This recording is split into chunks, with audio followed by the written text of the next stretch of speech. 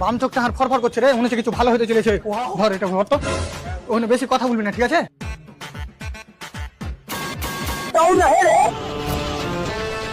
My name is গুরু। কি বলছিস বল। Hello sir, আমি পাইপ ইন্স্যুরেন্স থেকে এমআরবি বলছি। পাইপ ইন্স্যুরেন্স না, লাইফ ইন্স্যুরেন্স। আরে হইলো ইয়ার, তুমি যে হাত থেকে বেশি জানিস, কানে নিচে দেবো এখানে।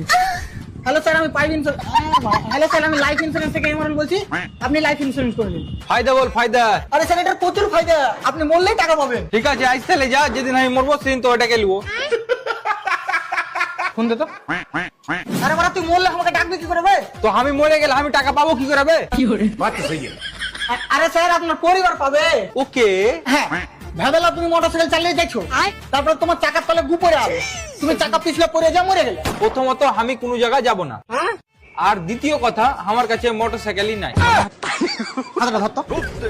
আরে স্যার, ভেবেলা তুমি তোমার বন্ধুর বাইক নিয়ে যাচ্ছো। ও বালের কথা, আর বন্ধু তো এমনিতে দিবে না, ওর সাথে আমার ঝগড়া হয়ে আছে। আরে ভেবেলা তুমি সারা বছর কষ্ট করে কাজ করে একটা বাইক কিনলে। ও বালের কথা, আমার দ্বারা একদিন ঠিকঠাক ভাবে কাজ হয় না সারা বছর। ও আমি পারবো না, আমার হাঁটুতে ব্যথা।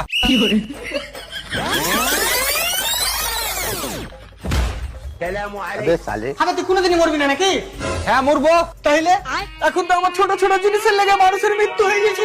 যেমন যেমন ধরে নাও তোমার পেটে গ্যাস হলো, তারপর ওই গ্যাসটা তোমার বুকে উঠে ব্যথা শুরু হয়ে গেল। বাপরে, দিয়ে ওই ব্যথা তুমি সহ্য করতে পারলে না, তো তুমি হার্ট অ্যাটাক করে মরে গেলে। বালের কথা, আমি হার্ট অ্যাটাক করার চান্সই দিব না। যেমনি গ্যাস উঠবে তেমনি ক্যাপসুল খেয়ে নেবো। না, ইন্স্যুরেন্স ফিন্সুরেন্স করে আর খেতে পাওয়া যাবে না, এ দোকান বন্ধ হয়ে যাবে। লাই কার্ড ডাললে চল এখান থেকে।